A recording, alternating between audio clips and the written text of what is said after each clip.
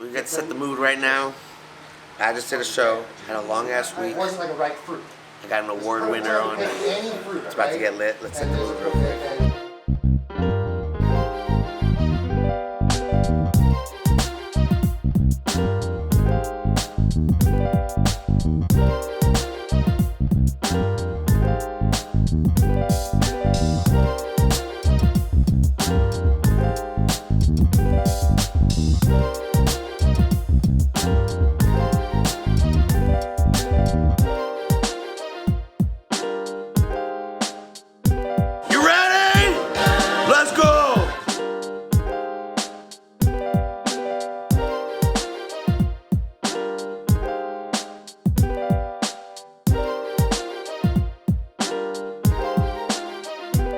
You're live on Purple Haze Radio.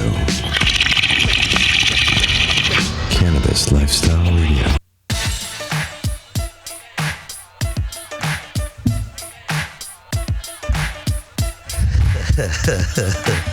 Yeah! What up, everyone? Y'all know who it is. The highest host, Adam Ill, chilling out right here. Purple Haze Radio. It's great to be here. Shout out to all y'all listening, all y'all watching, wherever you're at, anywhere in the world. You could be doing anything and you tune into me. I got my boy Sid Wilson in the building. Out here, the special co-host of the OG PotCast. That's right. It's been an awesome day. I got another amazing guest in today, an award winner, a brand builder out here traveling the world. We're going to talk about a lot of things. Most currently our European trip where we got to experience Barcelona together. I'm talking about Nick from Golden State Banana. He's going to be in the building. But before we get... I got one of these pre-roll blunts right here. Yeah, the loaded bananas. I'm going to spark one up to start the show off, you know what I mean? And I got a blunt. Sideshow rolled a blunt. Some special shit I was doing the sessions. You know, I'm getting a lot of weed, so I want to share it with everyone. But before we get into the show and learning all about Nick and Golden State Banana and talking, I just have one thing I need to say. This past weekend, I was at the High Times Dope Cup. It was like the first, it was kind of like the first compliant event where there were sales and people were enjoying themselves. And a lot of people, especially people in California, really are getting to me because they're really spoiled right now and they don't understand like how amazing it is that we're able to have, regardless of where it's at. They're on some goo gaga shit. I know the cities aren't the best where we can do these events at, but we are able to buy and consume cannabis on open places and share weed with each other and meet new people, like-minded individuals that like to get high. And that's a great foundation to build a friendship. And people are like bitching about a line being too long to a free event, or that like they weren't getting the deals they expected, where some states can't even have these events, even have the choices to buy weed the way we do. If you think of all the states out there, we have 50 states, Nebraska, Iowa, Utah, Wisconsin, Montana, Georgia, Texas, Kentucky. I could go on and on with states that wish they have the access to cannabis that we do. And we're out here complaining about a line being too long to a free event where we can actually buy weed. Like, I know a lot of these new generation, I hate saying this because I feel like I'm getting old, but I was at that, I live life where I have to buy weed in a parking lot from some random person, and whatever I got, and I couldn't choose of the flavors. Like, oh, this is just good, dog. It's like, I don't know what it is, but I just got it. And it could have PM on it. It could have mold on it. It could have, I could see fucking eggs in it. You weren't asking either. I was just like, cool, this is what I get. I want to get high. Like, a lot of these people don't understand the evolution and how much access, especially in California, have to cannabis, and all they want to do is bitch and complain. I just want to just let them know, like, you don't hear me complaining. Like, fuck that. Just if you don't like it, or if you don't like the way things are happening, just do your own event. Yeah, that's what I say. Tell everybody this is a great time to be alive, experiencing the evolution of cannabis. It's never been this good. Yes. I mean, it's a lot of people. Yeah, you're complaining about a line. We've always waited in lines. There's always been something. You wait in line to buy sneakers. Like, you'll wait in line to buy a t-shirt. You'll wait in line to use the bathroom. Like, what the fuck?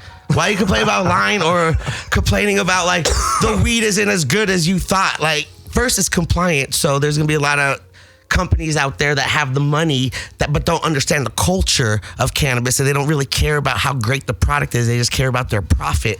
That's why you got to filter through these brands to understand who actually has the fire, which is why, Golden State Bananas in the building, award winner out here, a multiple cup winner, a real smoker who's been smoking most of how long have you been smoking? 25 years, a healthy 25 years. 25 years? Yeah. Do you remember the first time you got high? I do. Very well. Where was it? How old were you? How did you smoke? What strain was it? Paint the picture for me, Nick. I was 12 years old. Ooh. 25 years ago. So if you guys can do the math. Okay, we in our late 30s. And I grew up in Indianapolis, Indiana. What? So this was a long time ago. How was the weed out there? That's what I was gonna say. There was definitely no picking and choosing what kind of weed you were getting. It was straight brick weed with seeds from Mexico. Whatever you got, brown. you got. It Is was it still brown. like that out there? No, they got good weed. They're growing weed there. Okay. I feel your pain though. When I was younger, it's the same. Yeah. And where are you from? Iowa? Yeah. See? Oof. That was like 31 years ago, or like 32 years ago. Okay, so you got some brown seedy weed. Yeah, no. So shout out my lifelong best friend Dirk, who's a couple years older than me. One of my friends, his sister Lacey. We were skipping school. Ooh, he had a little, at 12? Such a bad kid. Yeah, he had a little. He lived behind their house in this little shack, and we broke in there, stole his weed from him. So shout out Dirk for getting me high for the first time and not knowing about it. Damn, why'd you smoke it? And now he's one of my best bros. So we rolled it up in a joint. Okay. We went down to this old abandoned, burnt down. Like paint factory that was down the street in our neighborhood. That was where all the little juveniles hung out and graffitied. And were you a bad kid, Nick? I was. How were you as a student? Like, were you the teachers liked you, or did they? I mean, I was like, I was having fun. I was a kind of, a punk ass kid. Yeah, I was a punk ass little kid. I was a bored kid in Indiana. I was getting kicked out of school. Sounds about right. You know what I mean? Okay. So you got high at 12. Did you get high after you smoked the joint, or was it just like, okay, that's weed? Yeah, we had fun. We went and ate a bunch of snacks and shit. Okay. I'm sure I was high. I don't remember actually just thinking about how high I was. I remember just having fun and eating gummy bears. And you're like, I'm going to get high every day. You ever run around a tree a bunch? Not that time, but run around the tree. Is that what that you do? Might have been one of the activities. The first time I got my homies, Blaze. They were running around trees. We went and ran around a tree. Fucking high. Then we fell, we laid on the ground, and then it felt like we were sinking into the ground. Oh, dizzy, playing head games. Yeah. Said you're out of control. We were laughing. So here you are, Nick, 12 years old, ditching school, getting high. Yeah. And at 12 years old, and you're like, oh, this is it. I love weed. I'm going to get high every day. Or was this like a one-time thing until... Yeah, no, I think that just kind of became the common thing amongst kids our age right then. That was coming of age type of thing. And what was your first pipe that you not like you bought, but like you made? Did you make one first, or did you buy one, or did you have did you have a real one, or was That's such a sick question. I mean, you're definitely making Coke cans and shit. Was the first time you smoke, you usually don't have a pipe and you don't know where to get it, so you make some shit. Yeah, no, that's what I was gonna say. It was something that was kind of around. I have parents and shit. It was aunts, uncles. It was this thing. My uncle had this crazy fucking. Elephant, bong. We didn't even know. We didn't know it was a bong back then, right? Elephant bong. It looked like a vase. Yeah, and so the snout was this. That's where you. I never even heard of it. But we never put water in it. We just dry hits. Yeah, dry hits. Didn't know what you were doing. We didn't know what the bong was back then. Steamroll it. That's so funny. When you first start smoking weed, you look around your house to all your parents' dishware and china. You're like, that could be a bong. I can make that into a pipe. That's I can true. use that little tea set and use the kettle as a pipe. Our homie's aunt she had an old bong that she didn't use, but she kept it for nostalgic. But we would bust it out, sneak it out, and use it. Oh yeah. It was bone dry when we found it. We were like, holy shit. Yeah. Don't even know. It's like grandma's boy when he finds his grandma's bong vase and just starts smoking. So, 12 years old, smoking weed. Then you, it's just something that happened. It just started entering your life, and you became an award-winning grower, and you have a great brand. So I'm just trying to figure out how this 12-year-old punk kid from ditching school became this amazing brand grower. It definitely evolved into a passion. When did you first grow a plant? When were you I'm going to grow this shit? I was like 16, I think, about when we first started. So that's what I was going to say, a little bit about the Indiana history, or where I grew up in the group of cats I grew up with.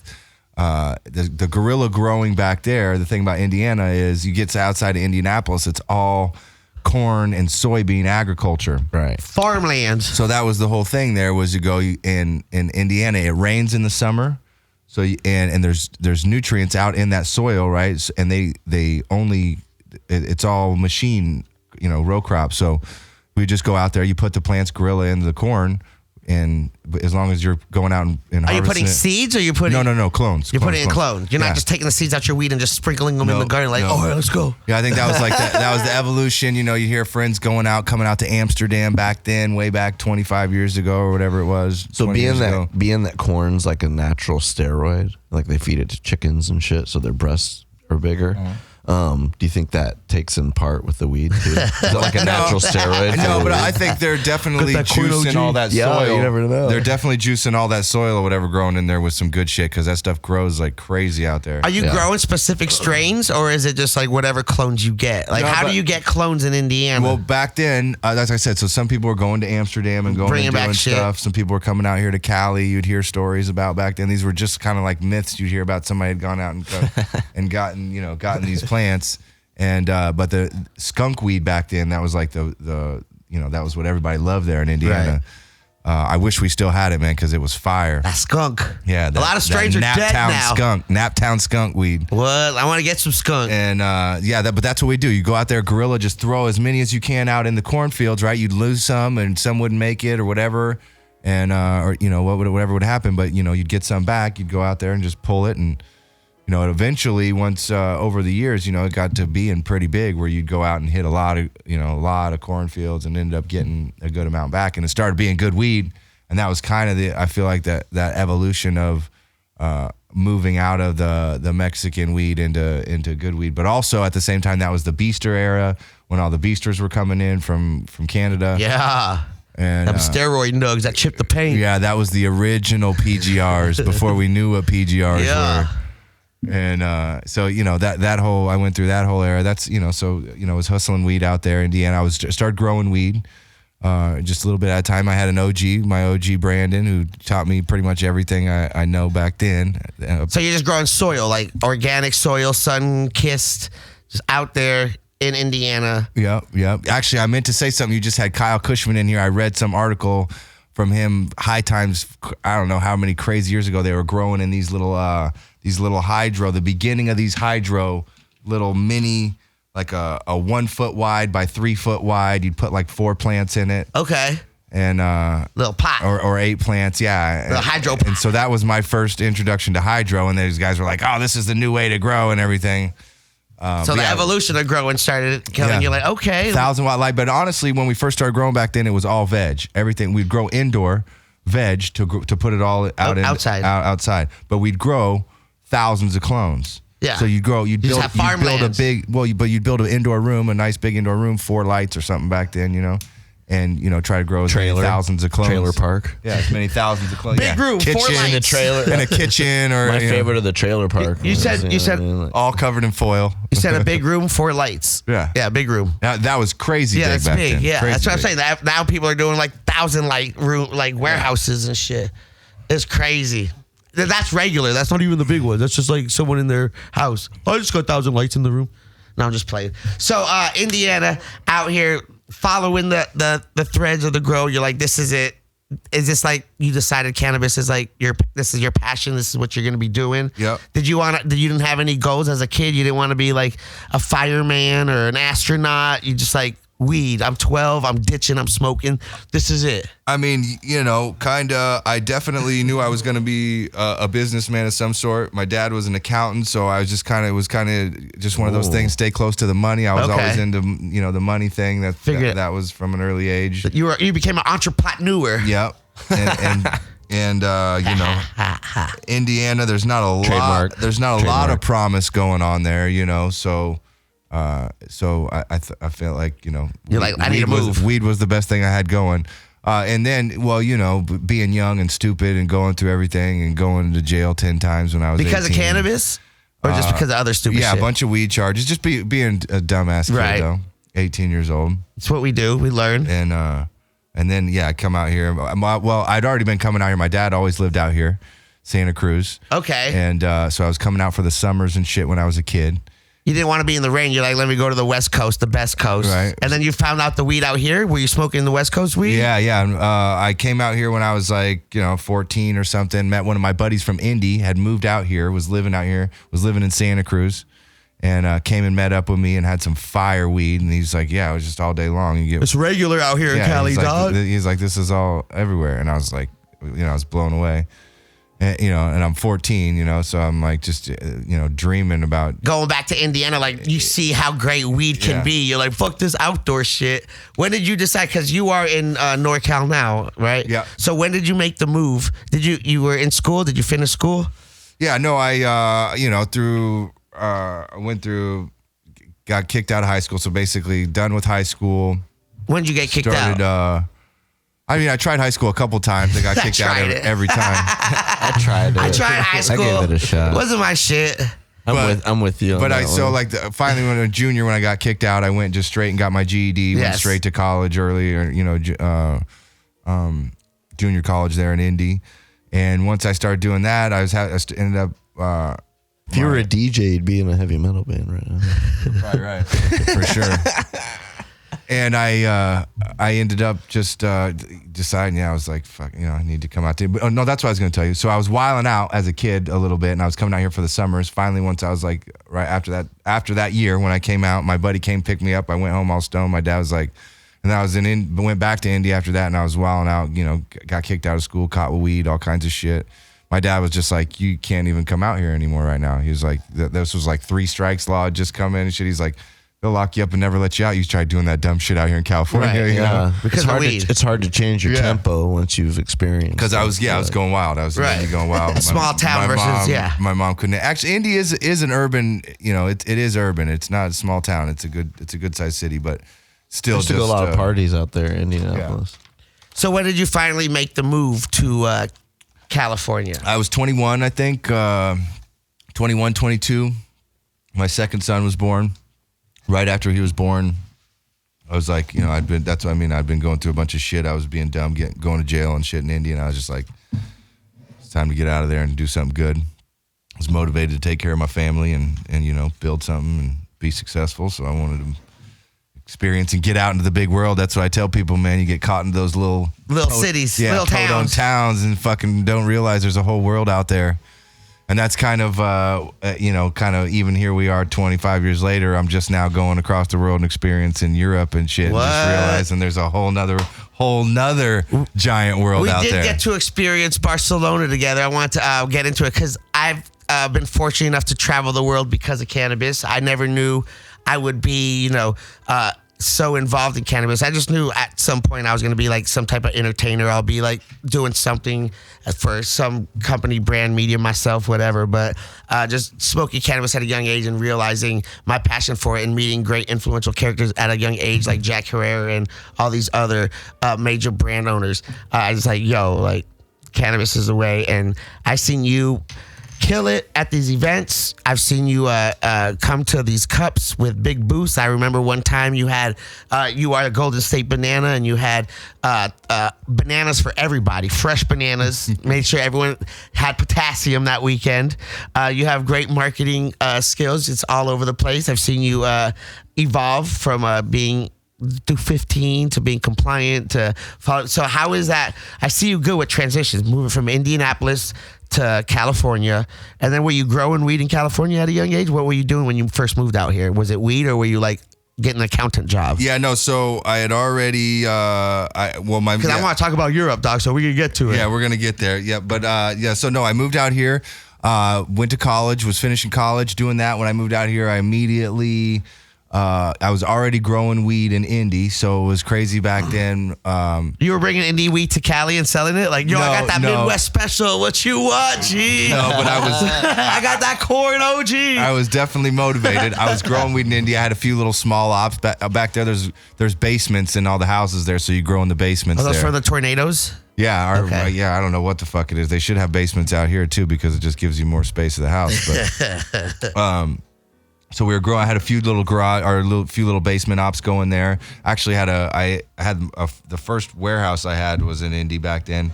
10 lights. That was crazy big on these on the light mover on light rails, like fucking, putting 3 lights What on were it you right growing? there. Skunk, that Naptown Just skunk skunk. weed. Yeah. I miss skunk. Some creeper skunk. Yeah, it was good. That shit. Naptown. I wish we Like had that it. old creeper skunk. Yeah. Well, that's why I was excited to go to Europe because they have all the haze. We don't have haze out here, so I was none excited of that. to go there. So anyway, but I moved back out here. I still had those things going, so I was flying back there every couple weeks, just trying to keep my bread going and getting it going. Then I started working out here. I was working construction, and Construction is the first thing you did when you came out. Yeah, here. that was the You're first like, thing I I could did. build rooms. Breaking his back. I can fucking So, set up air and then conditioning. let me tell you this. So I got electricity. moving off of all, you think in the way of things that you know how to do, right? So I was used to growing in basements. So my dad had this under his house, but it was all dirt, right? So like a crawl space. Yeah. It was only like yeah. like a 3-foot crawl space under his house. I went in there literally with a pickaxe and shovel, dug out fucking 6 feet deep, right? That's gnarly. In this crawl space under my dad's spot for big enough for That's 2 pretty lights, smart, bucketing it out, Hustle. out of this little 3-foot hole. Do you have anybody help you, or you just did it all by yourself? You know what? Honestly, me and my pop did it. My dad's a soldier. He's fucking. Your dad's like, savage. let's do it. Yeah, I believe he in was you, down. kid. Yeah, and he wanted to grow weed. Because I was busting his balls. I come out here, and this is back when he's buying outdoor weed for $2,400 a pound or something Oof. crazy. This is. I miss those 17 days. years ago, right? And I'm like, Dad, you can't be doing that. Let's go. I'll teach you, Dad. I got you. Let's go. So that was the beginning. So yeah, and I immediately did that. So within the first couple months out here, I was growing weed here, and from there, with first year after living here, we were living in an apartment, and then I got a house with a garage, and that was Blew it up. Yeah, and then just turned it started on. 6 lights. getting your little clientele, hooking Your, people up. The wax here is smelling like super potent. It's What? nice. That's It's real crumbly. fire. That's the hash rosin, I'm a real live sticky rosin. roll. Live rosin, bruh. So you out Sky here grade supplements. coming from Indianapolis, growing in the corn, just having a passion for cannabis, moving to Cali, getting your dad involved. Like, yo, Dad, you got space. We can grow some weed, make a couple extra bucks, pay rent. Grow, like, I like building rooms. I can do electricity. I know I got the contracting shit, but let's grow weed. Yep. And then how does this transition go? Did you ever have a dispensary? Were you always just growing it and hooking up shops? Because I know NorCal is when 215 started. Dennis Perone made that shit all happen. Yep. In 1996, I believe, the Yep. Compassionate Act. Are you already out here in 1996? No, but that's why I was about 16 then. So that was right about the time when my dad was telling me, no, you can't fucking come out here because you're too wild. Okay. He knew what was going to happen. Yeah. And then, but my dad was one of the first people that right then he immediately went and got a medical card. So my pop was always a supporter and he was always open about it, And so, I moved out here, I think in 2001, I think it was. So 2001 was a 5 good years time. later, a lot of stuff was going on, and that's the same thing. So Santa Cruz, just like you're going off Prop 215, I don't know. A lot of people don't know the history of Santa Cruz, but it has a big history with the evolution of that 215 and the SB 420 and SB 420 and stacking the scripts because there was a collective there that the feds went and raided. And the county of Santa Cruz, city of Santa Cruz, sued the federal government. Hey. Right. and that was like a big, it was a big thing. So Santa Cruz always had that liberal history of pushing for rights. Yeah, of being. Well, they a big benefited cannabis from history. it as well, right? As a city. Well, not back then. Back then it was still crazy, And I've talked to a lot of old, kind of old heads who were around back then, political people back then, and it was just kind of, that was. It's just been part of the culture. You get up there in the mountains and stuff, and you can't deny it. It's just something that people do, and it's just also one of those things. Santa Cruz is one of those places where they, kind of whatever it is, mind your business, mind mine, leave me alone type of thing. It's always open to Yeah, you. liberal like that. So here you are growing under your dad's house. Yep. Getting your own house from growing, get a garage, and you just have like people just know you got the fire. You're just going to dispensaries, dropping it off. You get like a select clientele. Like, how is it? Yeah, it's been, that's And what are you the growing? crazy evolution. You get the banana cut. When did you get the banana? No, we didn't have Golden State banana for a long time. So back then, I had snuck that Naptown skunk out here, brought it on a plane. Man, there's actually a couple of good interviews we could have. Talking about some of the stories we got to tell. We got to talk. That's what we're here, dog. What are we doing? Well, this is I know I'm going to have you come back because we could talk, but I'm trying to get it, Nick. Well, this is post 9/11. So after 9/11, where it started getting crazy with them searching you and shit at the airport. Right. I wanted that strain out here so bad. I went back to Indy. I had, you grow a clone in this Rockwell cube, this little fucking fiberglass cube. I kind of tore as much of it off as I can. Put 3 of them in a plastic bag. Put it in my underpants, in my drawers, and pushed it up your butthole. No, shoved it all but just straight in my drawers, in my nuts, and walked and went through security. 9/11. That was when it was a lot crazier. Then people were all freaked out about getting those random searches and shit. Right. And I brought the plants out here. So one of them survived through all that. How many did you bring? 3. And 1 survived. Yeah, crazy story. And 3 plants in your ass? Yeah. Ouch. It was tough. Long flight. And but back then, a lot of times you'd fly those red-eye flights and there wouldn't be a lot of people on them. So I was flying a red-eye back. Some reason this fucking flight's full, right? I'm sitting next to some brain surgeon chick and somebody else on me. And like I remember having this winter jacket on, this puffy polo jacket on. By then I'd pulled the plants out, and I had the plants just sitting on my inside pocket in there. And I remember just thinking, God, I smell the plants just fucking smell like weed. I'm on this fucking Clothes. I'm on this plane, and this is nowadays. You get on a plane like all of us just were on. I've been on planes. We're smoked. I was on that plane I'll hop with on a plane.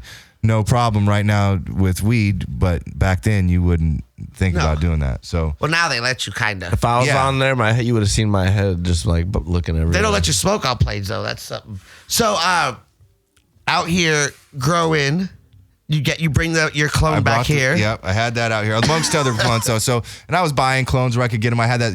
You mentioned the Super Silver Haze, or somebody did. I had that Super Silver Haze back then. I was going to dispensaries buying what I could find out here. I was growing. What else was good that we had back then? These are I think even before the GDP days and Cincy Star. That was a fucking worker back then. Yeah, good. Romulan. Fucking Romulan, bro. Amnesia Haze. Yeah. So, so we were growing that and getting a couple houses back then. Ended up we got a house raided back in Santa Cruz in 2005. Fuck. Big 10 bedrooms, this crazy house. We were growing in all the bedrooms. I had this big giant deck built out with just fucking plants all on the outside deck. No fuss. That didn't end up working out. Just swinging your dick, like just being ignorant. And one day the helicopter's like on my front porch out there with all the plants. And, a couple weeks later we're getting. So you've been through it, like you've seen the evolution of the cannabis, like people being in jail for it. Now, how do you feel how the evolution of cannabis with being compliant? When did you start Golden State Banana? When did you decide like I'm gonna come out, fuck hiding, fuck being like an in the closet grower? I'm gonna actually brand this shit, make Well, a lot happened. So since that time, then we got busted. Actually, so when we got busted that time, I was slowed me down. So I went and fucking got a job. Right, I went and got a real job, a career job. What'd you do? Started moving logistics, freight. So I was moving freight for 10 years. I went and did that every day. I went and sat at a desk, got on a phone, and made cold calls. Yeah, made cold calls and was selling freight, doing that. And then I'd get off work and I would go to the grow and. This is back when you would trim all your own weed and do every bit of the grow by yourself. Yeah. So after hours, I would do that. And it was like crazy. Grind. I'd always, had a crazy schedule where I'd get off work and then I was doing the family shit. So that would go on until like 10 and then like 10 go to the room. 10 to 2, I'd be in the room. Yeah. And then back up at 6 or 7 a.m. Making them cold calls. See, it's just a perseverance. It doesn't happen overnight. Like shit, this doesn't happen. It does not. And then grinding that out. I got a good name, bro. It's gonna happen fast. Yeah, it's just gonna, everybody's gonna know it immediately. It doesn't take So you're anything. doing this 9 to 5. Yeah, 9 to 5, life. 10 years. But I got pretty successful at doing that. I was making good money. At the same time, I'm reading the paper. I'm looking at the news. I'm watching things happen with like people getting dispensaries, and you just see random people who aren't any, I feel like I'm as qualified or I'm just as regular person like anybody else. So Right. I thought to myself, why can't I? I want a dispensary. I want to grow. I want something. So I started showing up at these, these council meetings or just going and getting involved. But back then they were doing just kind of local community meetings talking about cannabis stuff, just to Educating, getting to know the laws. And just try to get people. Yeah, it was kind of like a little revolution time. I tell a lot of people it was like perfect storm. Just people were fired up. Everybody was wanting change and wanting stuff to happen. Good time to be alive. Yeah, it was a good time. It's a good time to be alive, and I wanted to be involved. So, so that's what I did. And I think having that job and being successful at that job and paying taxes for a long time gave me a little bit of that balls of that what they say now that fearless, right? Some gusto. Yeah, what are you going to do to me? I pay taxes and I work every day. I'm just trying to figure out following the law. Yeah, how to do this right. Yeah, you know, it's like I'm working with you guys. Why are you mad at me? Yeah, so I started getting involved that way. Still the banana wasn't anything, but right about then we had gotten that banana OG, and it was floating around Santa Cruz through a small group of my friends, and Santa Cruz. I've seen a few different phenos of that banana OG, so I don't know if it was some guys in Santa Cruz who had done their own twist on it, maybe crossed in it because there was a lot of breeders liking to do it, but it was definitely that. The Oregon Kid cut that originated. It was Oregon Kid. Yeah, shout out to Oregon Kid. Where'd you get it from the forums? For breeding way back then. I wasn't even nerdy enough to be on the internet back then, so I didn't do the forums. I was just growing the weed and selling the weed and hearing about those guys. Yeah, and I didn't have the balls to pop seeds and do that shit back then because I only had 3 months to veg it and harvest it, and we didn't have that much room. So shout out to the breeders who did have the balls and did go all out back then to bring us the new flavors that we got today. Were you growing in like soil or rock wool or everything? I've cocoa, literally if you can name deep water culture. I have not done deep water culture. I have done aeroponics. I can probably, if you can name a different way of growing style, I've tried it. What's your favorite? I just like the good old soil, man. Just good old put it in a pot. Yeah, just put it in a pot and let it grow. That's right. Yeah. So you got the banana cut. When was this? What year? Let's say, maybe 2014 era. Okay. So, we're growing 13, 14. We're growing it back then. A couple houses, but I couldn't even get it out of Santa Cruz. There's a few, between the, 5-10 dispensaries there. We're selling it, and me and a small group of people were just selling it. Is it branded or is it just like the fire banana? No, back then we were calling it Chiquita banana. Okay. So I remember that. Yeah. Back then we were calling it the Chiquita. And I think something happened. You got a letter from Chiquita Banana? Yeah, something happened where somebody used their logo, right, and did the weed and put the weed on it, and it was getting posted on social media, I think, and getting tagged, and Chiquita was getting tagged. They're getting so pissed. boom, a letter comes. Do you remember that time in the industry when a lot of some old man that owns the company is like, what is that? Yeah, they're like, thank you, but no thank you. There. A lot of corporations shit off of my sticker. started seeing the culture take their names and take their logos and put it with weed, and there was a time when everyone started getting cease and desist letters. Trapped out. Toys R Us hit some people up. Hershey's hit some people up. Yep. Banks hit people. They're like, yo, you don't want to fuck with our money, so you better get rid of that. There were some lawsuits. I know Starbucks had some lawsuits. Oh yeah. It's been crazy. So you're like, so that happened, and that was right at the time where I was trying to think. We weren't there yet, but I thought I was going to be successful at building a brand and being a weed company. So I didn't want any problem with anybody suing me, and so that's where I was trying to come up with something good, that a name of our own that we could build off of, and so we bounced it around and. got the Golden State. Yeah, boom, Golden State. You're like, banana. It's great though because it's like part of like California. Yeah, I think that's what it was. We wanted to represent California. We were proud of what we were doing want to out just be here. Banana OG. Yeah, and and kind of bring all that culture in and everything that we were doing with it. So that's cool. So you got the Golden State Banana, and then you started coming out with other strains. I know you had like kiwi strawberry, you had the sweet, you had the Yeah, at the same time, I was kind of doing the Synergy was the other brand I was just building at the same time with the other flavors. So that kind of we're always hunting for the new terps. I love the fruity terps, especially now. Here we go. That's kind of what my motivation is for growing. We're evolution, talking the evolution into the concentrate world, right? Because that's kind of a lot of what I look for now. Is I like the fruity strains and right. And people look at chasing terps. You like that purple punch? Yeah, purple punch is fire. People are chasing terps. So yeah, it went from flower, and you've seen the evolution from flower to dabbing and concentrates, and then the whole evolution of the concentrates from butter to shatter, from butter to shatter, to oils, to rosin, to live rosin, to carts, to fucking bubble. Yeah, everything. CO2, everything. hexane. No, propane, yeah, and before this was we go back ISO. 20 years ago, back to the hot knife on the stove, chasing the dragon. And the black hot knife, and the black fucking dabs, the sizzle knows what tech. It was, yeah. The sizzle tech was my I don't favorite. even know what we were smoking back then. Red means go. So yeah, and so yeah, that's what as we started learning that was a good thing about the banana. We started running concentrate then, and it would yield good, and it was something that was a double winner. That's how we started learning about potency of the THC in plants. And get some flowers. Science. So yeah, all that was happening at the same time. So there's been a lot of learning, a lot of evolution in the cannabis cannabis world at the same time. Yeah, And look at like packaging is crazy. What do you want? Like indica, sativa? Indica. Yeah, I'll give you the LA cookies. For the sticky roll. Oh, there you I'm go. trying this wax out for the sticky roll. Enjoy it. It's gonna Take some pictures. Shout them out. It's gonna hurt. I think it's gonna hurt. So you started realizing that you got flavors, got the terps, making concentrates. Yep.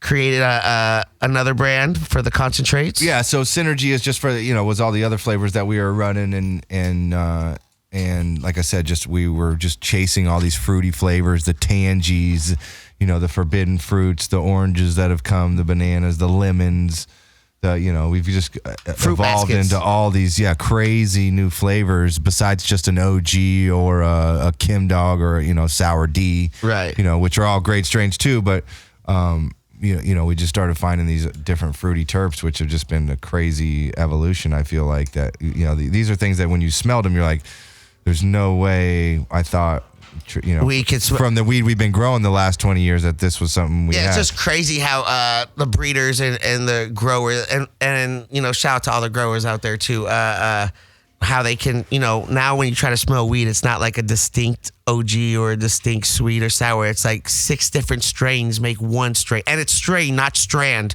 Anyone trying to start weed, it's strain. What strain you got, not strand. But all these different strains, you're like, oh, guess what it is? You're like, bro, I don't know what it is. It fucking has cherry smells and lemons and oranges and gas. Like, this is like 14 different cuts now. What are you trying to call it? And then they have like some crazy nickname for it. Like, Scrunt Skittles.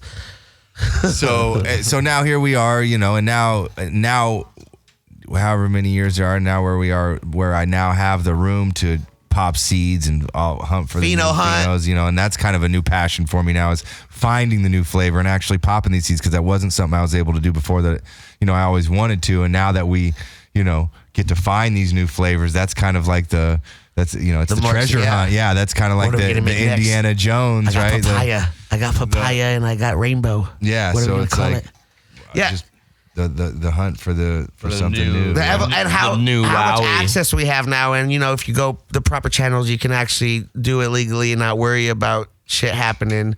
And being able to have a brand that is loved all around the world because I experienced some rock star stuff with you.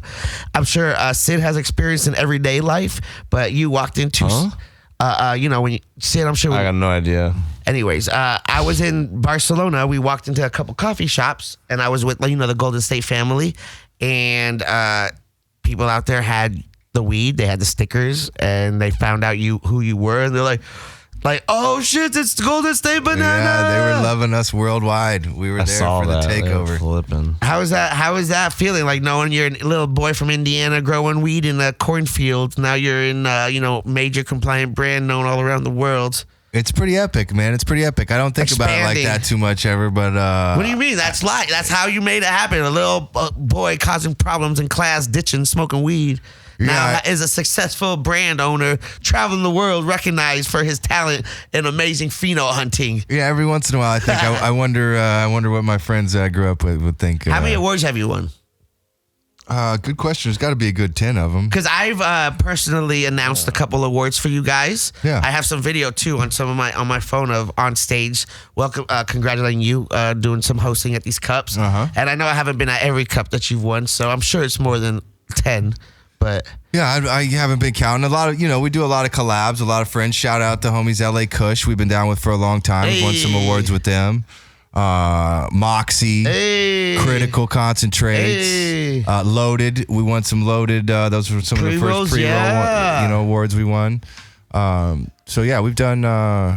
We've been doing some good work. It's been fun. And I tell people I see a lot of people kind of get really wrapped up in the cups and their entries. A lot of people are entering. There's always. Everybody's always just putting their best foot forward, and sometimes people get upset if they don't win or if there's confusion because sometimes there's a wrong announcement or something. And I've entered a lot of cups where we didn't win anything, Yeah, and you knew your shit was fire. Yeah, like, what? And it's like, what the fuck? I entered so much amazing shit, I not even fucking place. Nothing. But perspective. But you're stoked for your bros who win those times also. And it's just like you're on to the next one. You live to fight another day. I don't even think of it that way. I don't ever even get that bummed where it's just like, I think it motivates me more. The next one I'm coming even harder. Where making sure I got the fire. Yeah, It's like like the same thing like at a DJ competition. They're judging on like several different aspects of the product. So then it's like it's dependent on like the judges there and. There's always the people that voted on it, and and you see what they think and their opinion is of all those categories. Yeah, and that's the time you realize that everybody there's something different for everybody. Everybody even though your something. grass might be like the strongest, bestest grass there, like that might not make wasn't it the taste because for them that day. They didn't like your logo or some dumb shit. And but that's what it just. I guess we've been blessed to where people have liked our stuff that we've entered and it's worked out great. It's always if you're proud of your product, it's great. How do you feel right now with it being legal and compliant and finding all these new brands and companies that are coming into the space without knowing the culture or the road that we've been on together? Because you've been in jail a couple times for weed. Yeah, I know we all have friends that if you've been smoking at least more than 5 years, have some people that have been in jail for weed. You've had some kind of run. They're just coming thinking they got the best weed and never has even consumed it at all. Well, you said something about that earlier when we first started, and you also said something about people saying the weed's not as good at these things. I don't know. I would say the opposite. I would say at this point where we're at now, you especially with all these legal grows, and we're talking about these events being all Prop 64, all this legal product, 21 and over. I can tell you all personally, the grows that we build now are on a space-aged level from the grows that I'm talking about. We used to build in these basements and in these garages, and even the 50 light warehouses that I had before I was legal. That I wouldn't invest the money in because I still didn't know if they were going to kick in the door and we were going to lose everything. Now you got insurance, shit's happening. And now we can put all the money in to have all the best everything. And people say that shit, I don't know. Anybody and everybody, I wouldn't even worry or say that shit about the corporate money or the people who aren't growing weed. Those aren't the people in the grow. We are the culture. None of that shit happens without us. None of those people are all they're doing is coming in. They're investing in us. They're investing in people.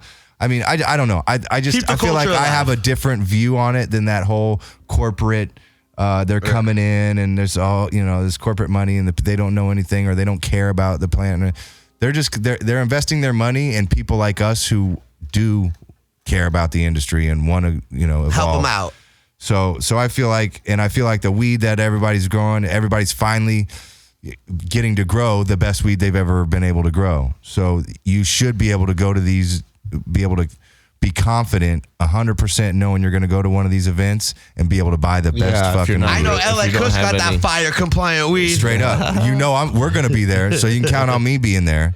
with the fire. You just got to find it. You know, it's just like going to the grocery store. You don't just go and pick a random avocado. You touch all the avocados to see which one your favorite avocado is. Or that's so California for me to say, the avocado. That's or whatever, sticky. like a tomato or whatever when you go produce shopping. Well, you definitely don't go picking the corn. I don't think anybody even from Indiana goes. You just get it. I used to go pick corn. So, well, but I mean, you know, that's not I'm an Iowa boy. You feel me? judging it that way. But what I mean is, you know, and there might not be as many people out there yet because this is new. Everybody's evolving. Everybody's coming on board and getting everything up and built and going. So, you know, this is an evolution, right? Where it's all coming along one day at a time, and it's getting better every day. It's like we keep saying, it's a great time to be alive in this. Progression. So let me ask you something, because you know, I didn't know if you ever thought you'd travel the world because of growing weed, but we were recently in Barcelona for Cannabis and other great times. Just to be in Europe, celebration. Yeah, first time ever. That was your first. It was my first time in Barcelona too. Yeah. What was your favorite experience? What was your favorite moment in Barcelona? Man, we had a lot of good times. We had some good times. Good times, good personal times, good tourist times, good just hanging out. I don't know. I might say the best times were the late night runs to the pastry joint. Bro, let me tell you. That was the shit. We did a lot of tourist things. We went to the churches. You know, we walked on the streets. We went to the beach, did the nightlife. I mean, if you were following the story on social media, you saw we were living it up.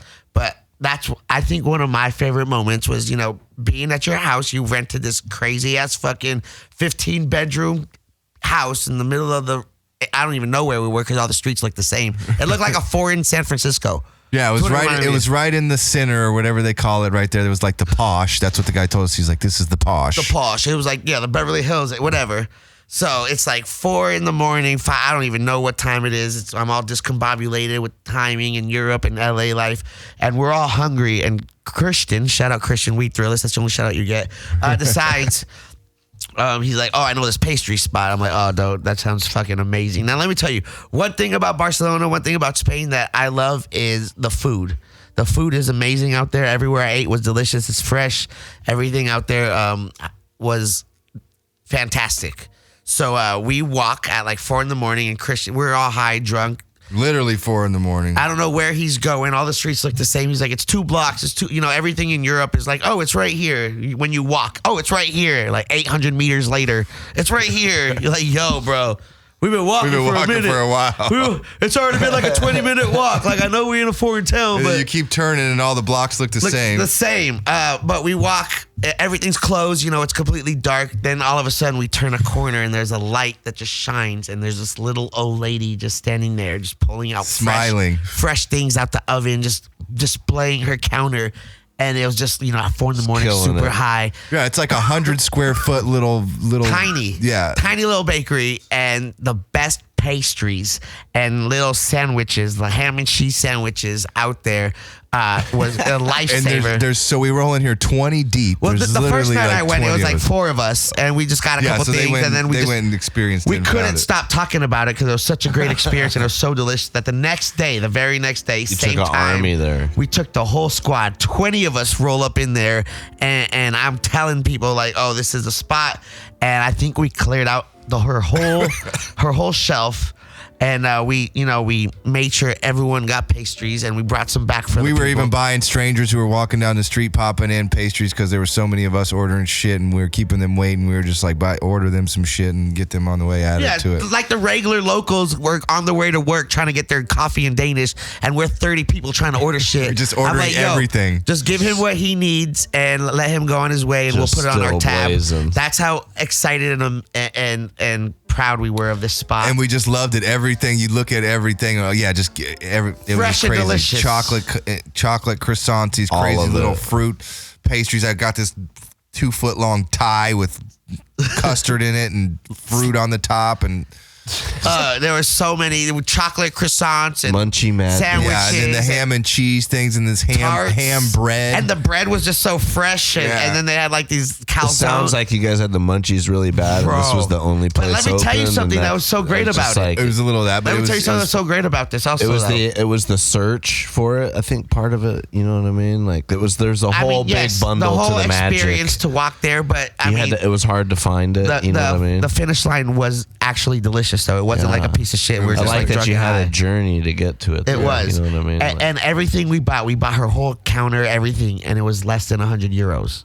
And we were like, run this shit. And we tipped her. it was for only like dealing with us. 78 euro. Yeah, it was We like just gave her the rest. Yeah, we're like, here's 100, and then we gave her like an extra tip for just dealing with all of our high asses, fucking ignorant American Yeah, As you tourists, should, laughing as you and big should. gluttonous in Europe. But it was great to fucking be there with you guys, and I'm glad I got to spend some time out there with you and your whole squad. Yeah, it was super fun. And I think that was the enjoyable part of it is that camaraderie of being across the world with a group of your friends, and just super fun being able to still be comfortable, and it was awesome. And I want to give a special shout out to Bulldog, the Bulldog in Barcelona, for welcoming us and letting us basically rent out the bottom floor and have our whole They rolled LA out the reunion. red carpet. They were super awesome. They brought us blunts. I was requesting backwoods. They brought me backwoods. They brought Yeah. pastry. They brought weed. We got Skittles and some hazes and some OGs. Yeah, backwoods in Barcelona are like gold. They're worth more than weed. Yeah, it's like 40 euros a pack.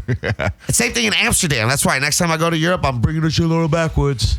So when we couldn't find any backwoods anywhere, and They brought me 3 packs. Yeah, they heard we wanted backwoods. These fuckers show up with just packs of backwoods, giving us loads of weed, just fucking Bulldog. milkshakes. They had fucking exotic American Cereals. cereal by the bowl. Yes.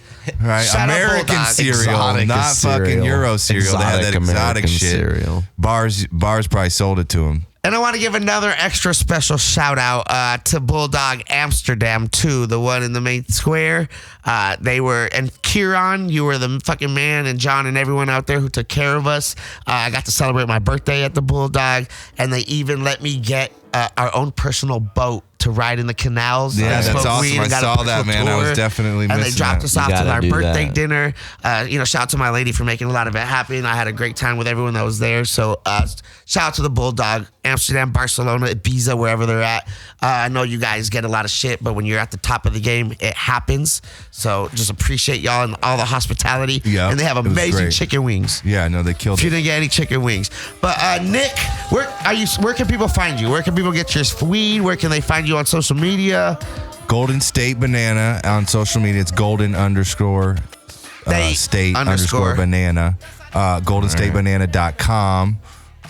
Weed maps, and we're at a lot of dispensaries all over the Bay, all over LA. Shout out Cookies, one of our big partners down here. They got a bunch of stores and they rock us hard, and we rock, we go big with them. So Green Dot down here in the Venice area. Shout out is Green another- Dot. They got that LOG right now too. They do. Those are the homies. Yeah, I was out there. I did a little PAD with them.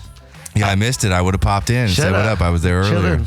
Yeah, But, no, they're a good shop. Always showing love. OC, 420 Central, People's OC. Yeah, I mean, there's a lot of spots, but like I said, you can find it on Weed Maps on our website. Hey, Go on there, order some of this dope new gear we got coming. We got all the merch. Been one more going thing. hard. One more thing. If you could give any advice to anyone out there right now, because you, a small town boy from Indiana, making the move, transition to becoming a world-renowned, award-winning weed brand, what would you give someone that's like, oh, I got to get in the weed industry? This is my lane. Because I know you get DMs all the time, like, let me work for you. Can I intern?